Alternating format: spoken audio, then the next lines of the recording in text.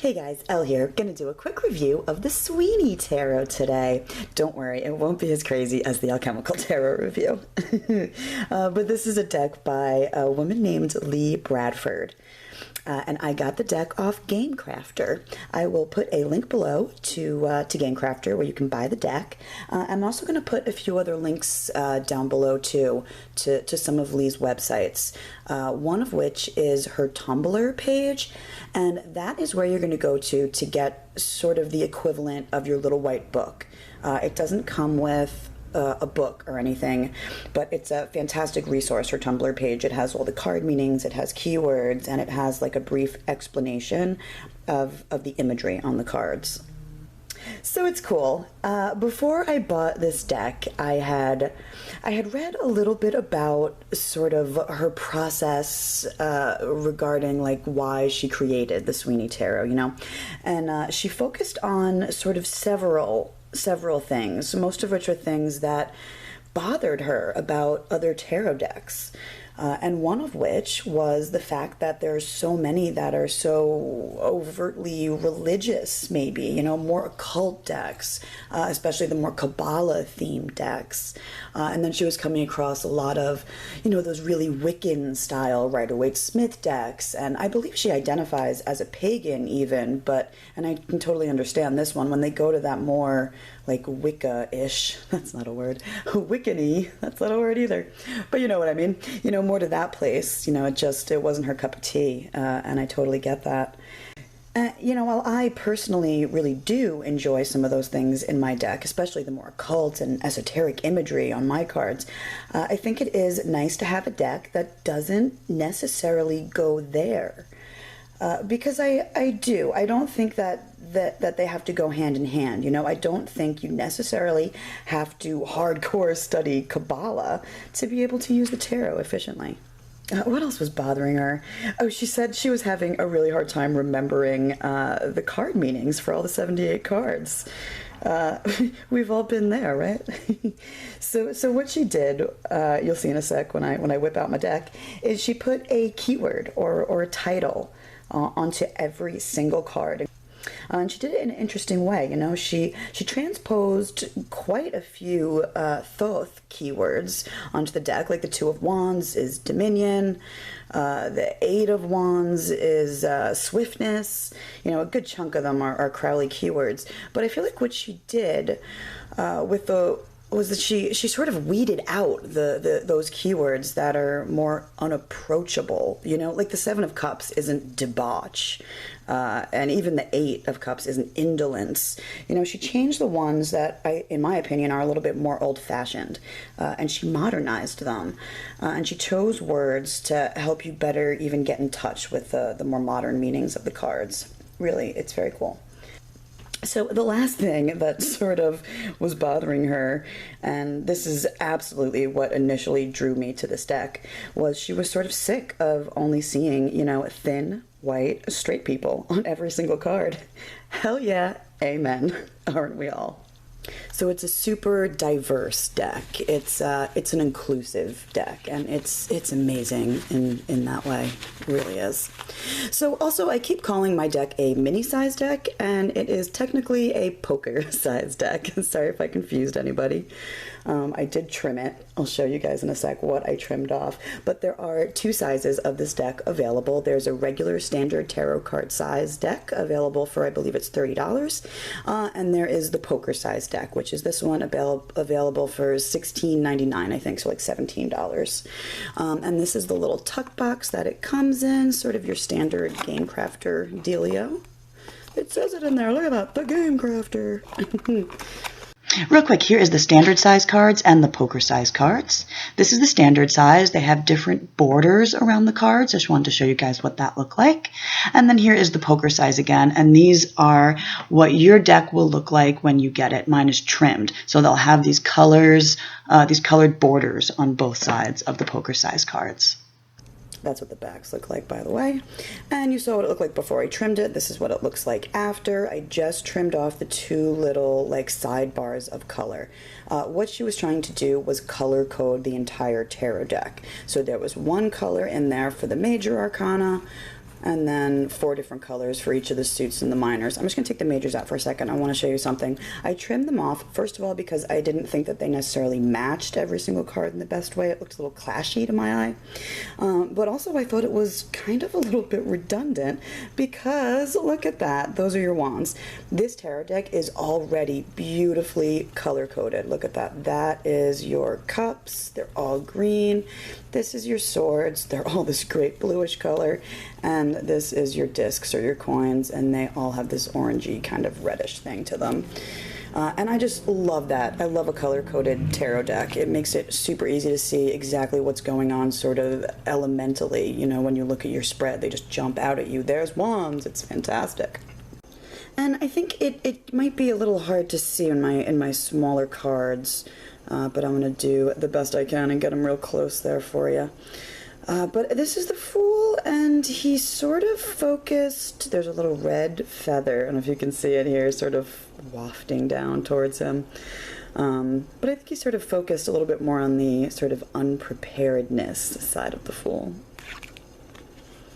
He also says somewhere, maybe on his blog or his Tumblr or whatever it is, that this is a deck that is really best suited for sort of more practical kinds of readings and practical matters more like mundane stuff. And I do agree. And why not? We need decks for that too. This one doesn't look very practical though, does it? That's the Magician. Isn't he amazing? Sort of focusing more on like the power he has, the power over the earth, you know, to make the plant grow. He's willing it to grow there. There's your High Priestess. And she's still sort of behind a veil here, and she's got this one bowl of like red liquid. I always kind of think of it as blood, sort of dripping into another one, you know. She's sort of more of a teacher here. Here's your Empress. She's sort of reaching up for that apple. Really enjoy this Emperor card. He's sort of imposing, right? It's like he's looking down on you. He's very controlling and imposing. That's your Hierophant. It's actually a little bit sort of hard to see here. The cards, honestly, they printed, or at least my deck is a little bit darker. It looks like it just printed darker than the images I was sort of seeing online.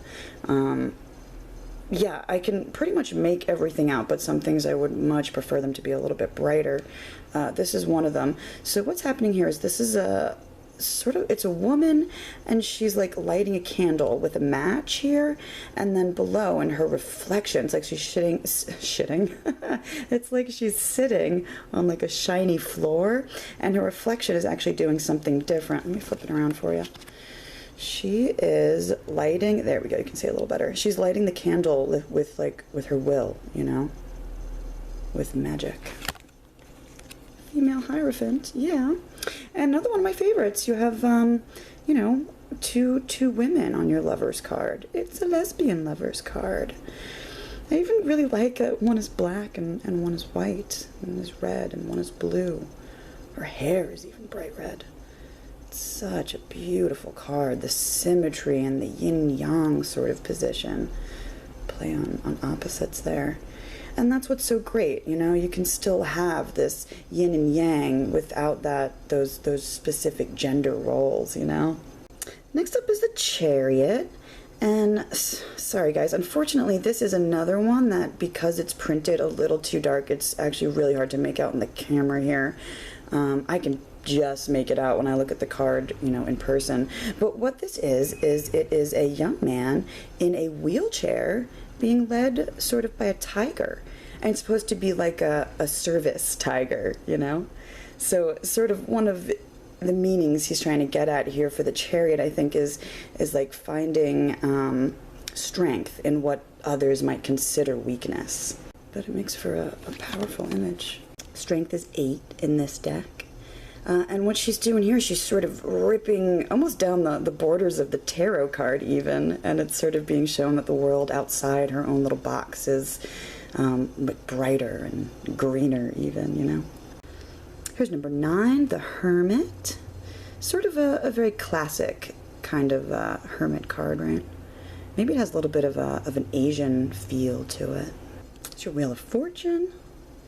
I love this card because it has this really great, I mean, isn't that great in general? It's just throwing the dice as the Wheel of Fortune, but I love that he feels so modern. Most of the deck does. I really, really enjoy that.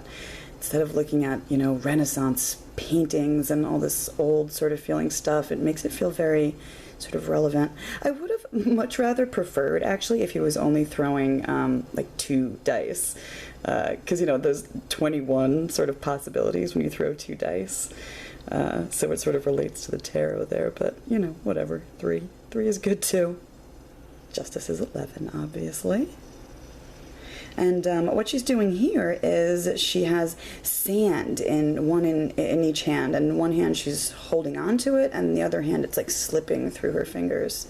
This is the Hanged Man, and he is sort of intertwined. His own veins are intertwined into like the veins of some like crazy, creepy, larger organism or something. That's a neat idea. He's obviously still suspended upside down though. Next we have the Death card. Isn't that just glorious? So what the artist, the creator, sort of says about this card and what's happening here is you have this sort of old woman here, and this is supposed to represent the spirit of a loved one who's sort of passed on, and she's sort of holding on to him, you know, like not letting him go. I've chosen sort of not to view it that way. I tend to look at it more as this is, you know, still an old woman, obviously, but that this is almost death itself sort of come to visit her. And she just, like, stares at him, like, looks directly into his eyes. There's something sort of powerful in that idea for me. I like that. The colors in that card. Beautiful. The artwork is really cool. It's got this almost graphic novel-y kind of a feel to it. I find this Temperance card just endlessly fascinating. It's such a different kind of interpretation of temperance.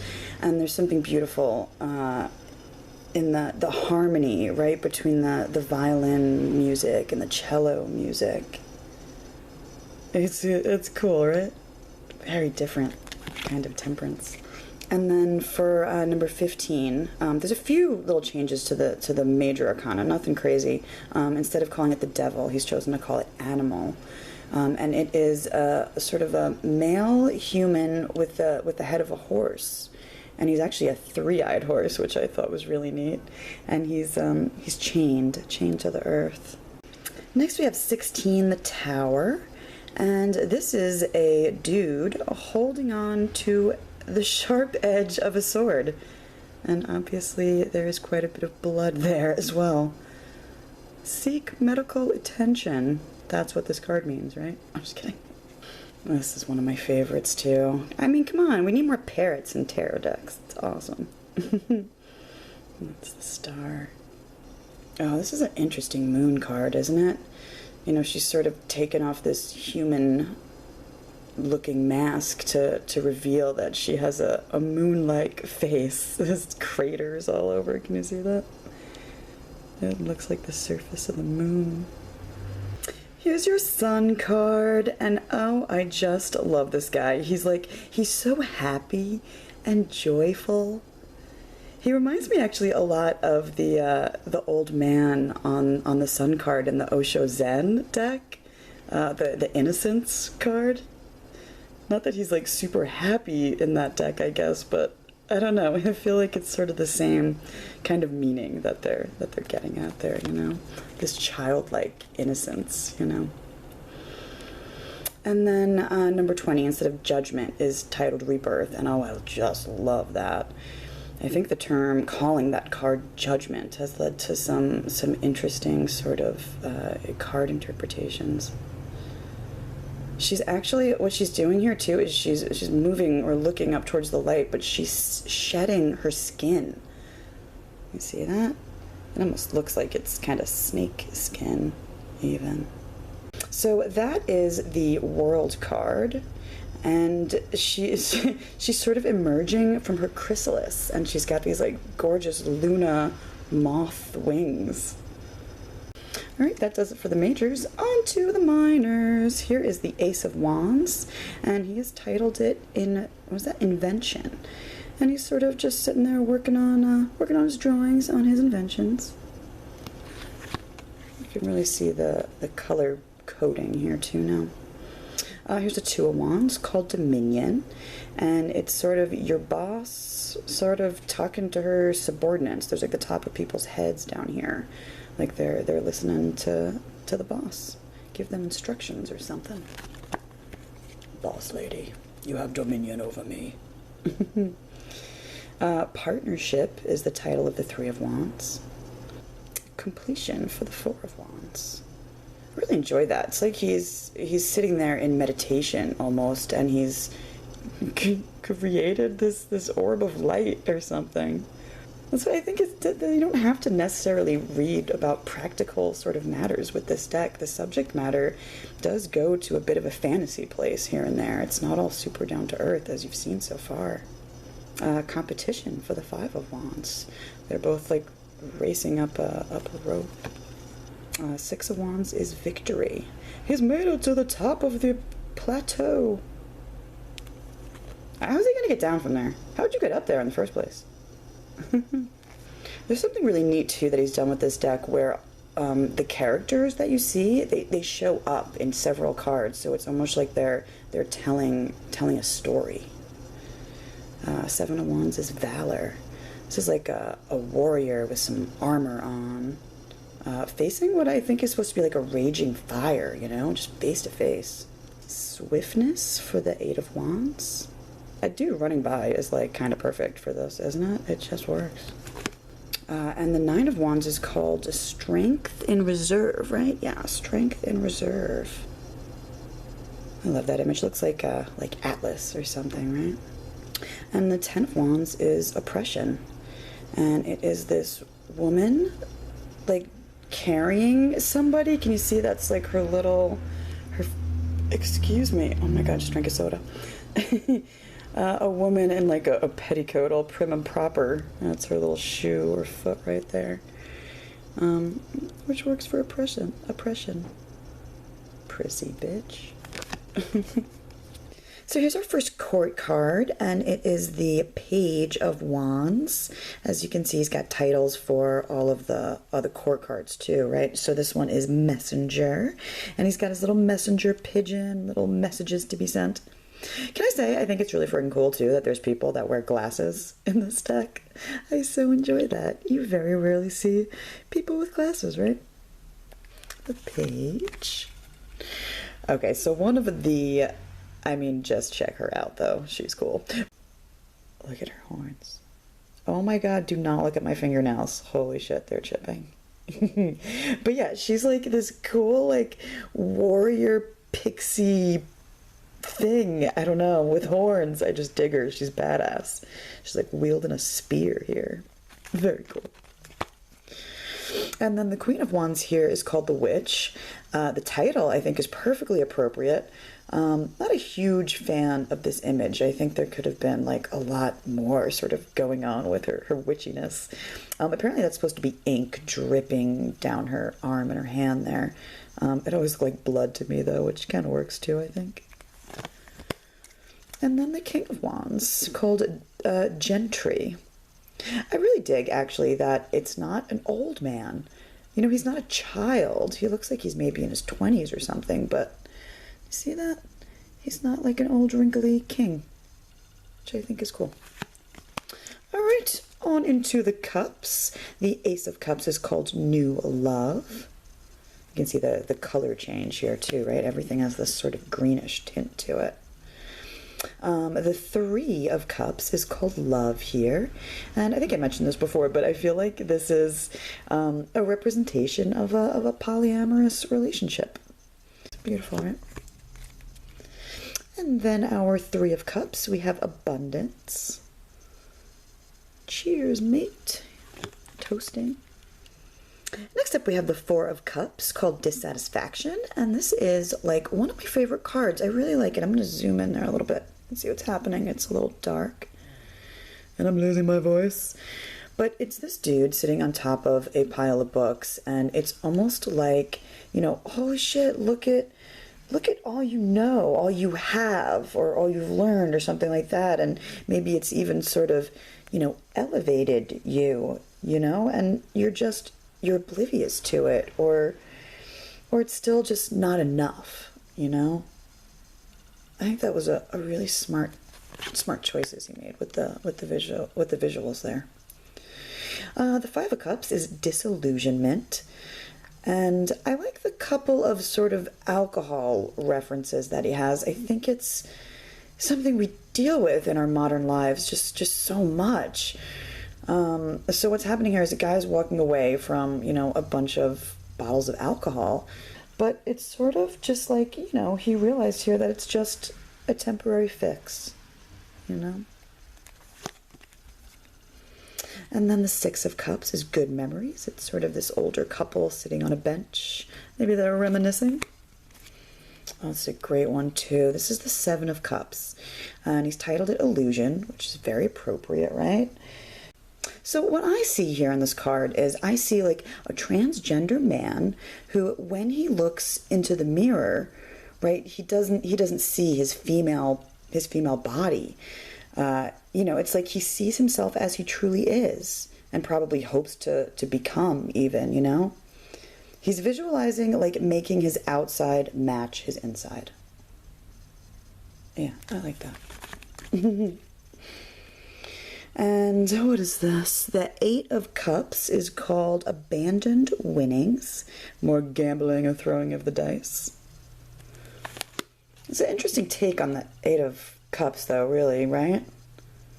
It's it really is about taking a risk here, which is an interesting facet of the card, I guess. I can't read through the camera here, sorry. Nine of Cups is material happiness. I like that it's very much not your classic Rider-Waite-Smith image here. She's actually holding, you know, she's wearing like a fur coat and wearing pearls, and then she's examining some pearls in her hand there. We're staring at them. And then our Ten of Cups is titled Comfort. And then that's the Page of Cups here, titled Student. That works, right? Oh, this is absolutely one of my favorite cards in the deck, too. This is the Knight of Cups, titled Poet. First of all, how just friggin' appropriate is that for the Knight of Cups? I always visualize him as the poet, you know? Not always the most genuine, perhaps, but he's the seeker of, you know, emotional fulfillment, like that. Anyway, the poem is actually a poem back here, a T.S. Eliot poem, or part of it, called The Hollow Man. That's the one that at the end, you know, it's like, this is the way the world ends, not, how's it go, not with a bang, but with a whimper. That's the same poem. What does it say here, actually? It goes, we are the hollow men, we are the stuffed men, learning together, headpiece filled with straw. It's actually a great poem, that T.S. Eliot poem, it really is. It's actually where he got the name of this deck in general, too, by the way, from T.S. Eliot. Sweeney, I don't think it's the name of the poem. I believe it's what a couple of the poems are about. Yeah, that sounds right. We'll go with that. Anyway, beautiful. Next up, we have the Queen of Cups, who here is guardian. Like she's kissing her son on the head or something. I like that. A classic mommy image. Very cool. And then our King of Cups here is titled Reverend, which I thought I was going to find a little limiting, but I've just been so surprised. Like all these keywords, they just really don't get in the way. Ace of Swords. See that color change? All the swords are kind of blue. And it's a sword with just some blood sort of dripping down it. I like that. Titled Conquest. And then our Two of Swords is called Stalemate. I love the chess pieces, the two kings, sort of. Nothing else, no other moves to make. What do we do?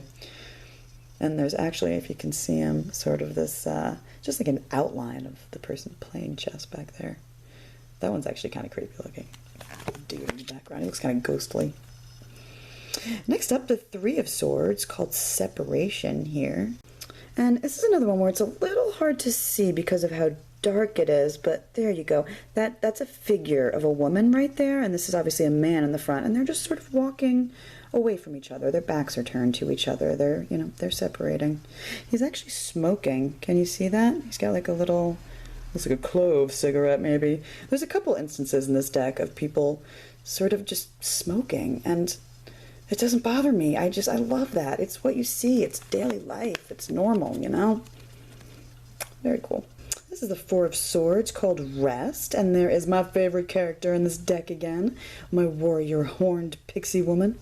How cool is that too? Look at that. She's got a labrys axe in her hand. Love that symbol. Next up is the Five of Swords. This is titled Defeat, and it may be a little hard to see. There's just sort of like an axe coming down on someone's head. This always reminds me. It's actually a woman who I think is being, killed here or defeated in the ultimate way. Yeah, I feel like I want to scream like, Arya, look away! Ned Stark is getting his head chopped off. Oh my god. We have the Six of Swords, called Escape. Rather a sort of classic Rider-Waite Smithy image here. They're headed towards like a city in the background there. This is the Seven of Swords, titled Unstable Effort.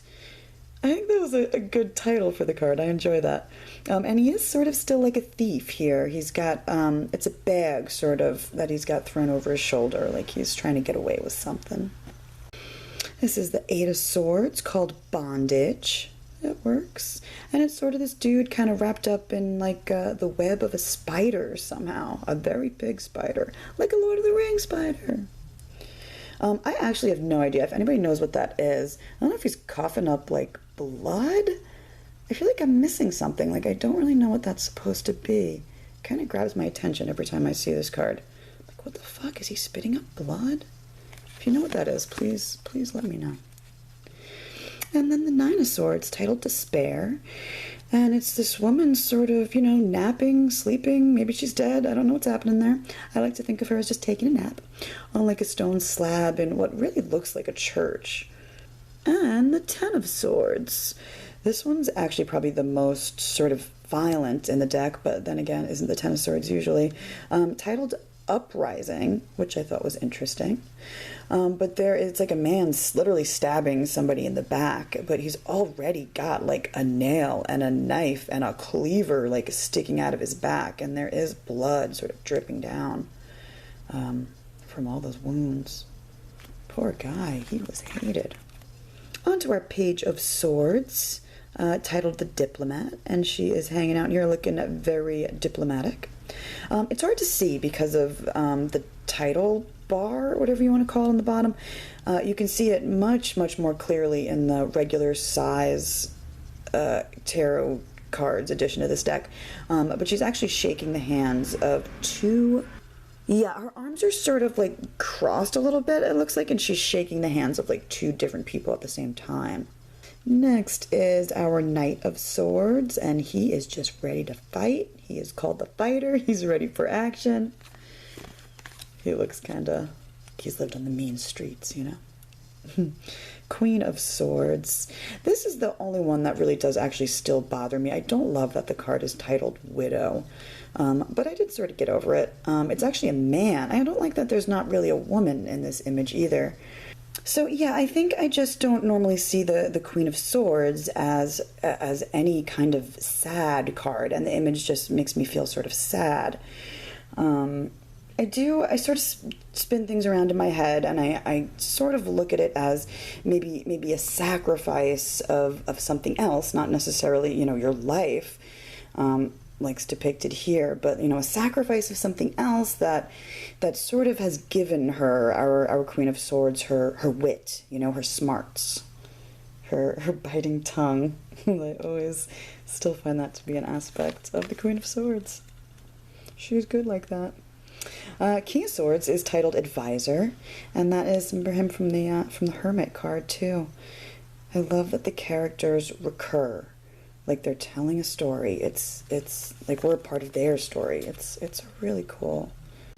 And onto the coins. This is the Ace of Coins, titled New Wealth. And you have yet another depiction of like a gambling sort of a scene. But he's, you know, he's showing you his winning hand. I love it. This is a great card. Isn't that great? Two of Coins, or discs. Coins, pentacles, what the fuck ever. Many projects, it says at the bottom there too. Plate spinning. And the Three of Coins is entitled Craftsmanship. So it always reminds me of like Ghost. I'm ready for like Demi Moore, Patrick Swayze to put his arms around him. Apparently this is supposed to be a man, by the way, but I've always kind of looked at it as like kind of a butchy chick. And I'm going to continue to do so. So there. What is this? The Four of Discs or Coins. Charity. I feel like every time when I first got it, it doesn't really bother me so much anymore. I was like, I feel like this should be the Six of Coins. Am I crazy? But if you go to the Six of Coins, this is the image you have, and it's called Aid. Someone reaching out their hand to give you some help. And I thought that was very appropriate. So, yeah, I don't really... It works here still. It does. Anyway, that is the Five of Discs, entitled Loss, and it is supposed to be sort of like a homeless person, like holding up a sign of some sort, you know, kind of begging, maybe a little bit. Down on your luck. Out in the cold. And then there's our Aid card. And the Seven of Coins is called Hindsight. There's another dude smoking. Love it. What he has done here is it looks very black on the camera right now, but you can tell he's sort of underground here, and that's the sky up there. He's literally dug himself into a hole that he now cannot get out of. Interesting, right? And the Eight of Coins, Apprenticeship. There's our sort of hermit mentor figure in the back there, sort of looking over or watching over as his apprentice studies and learns. He's reading a book. And the Nine of Coins. I love her, just curled up with a good book titled Simple Pleasures, this card. Oh, this card I so enjoy. It's the Ten of Coins, titled Wealth. And it's just, you know, a fancy lady with a fancy dress. Something about this, though, it always reminds me that, like, or made me feel like she's like a drag queen.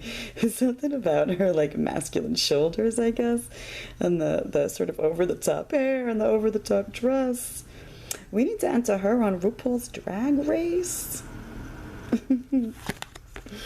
And then the court cards for the coins. The page is called The Scholar. You know what's funny, actually, on the larger cards, it actually says The Scholar. On the smaller ones, there's not really thes in front of all the titles of things. Next is the Knight of Coins, titled Servant. Glasses.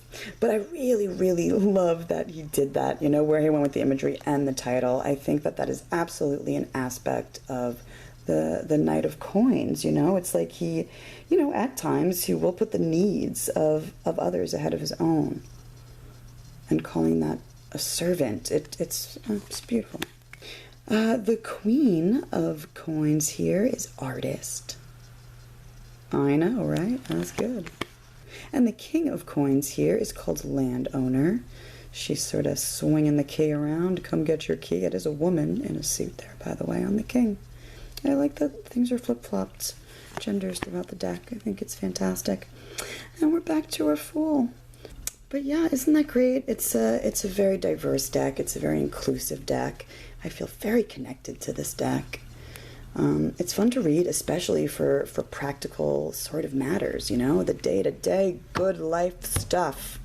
And you get color-coded suits, too. I know, amazing. It's an exquisite deck. It's a gorgeous deck. Yeah, I love this deck. That's been my review of the Sweeney Tarot, the poker-sized edition anyway. So thanks for watching, guys. I'll see you next time. Bye.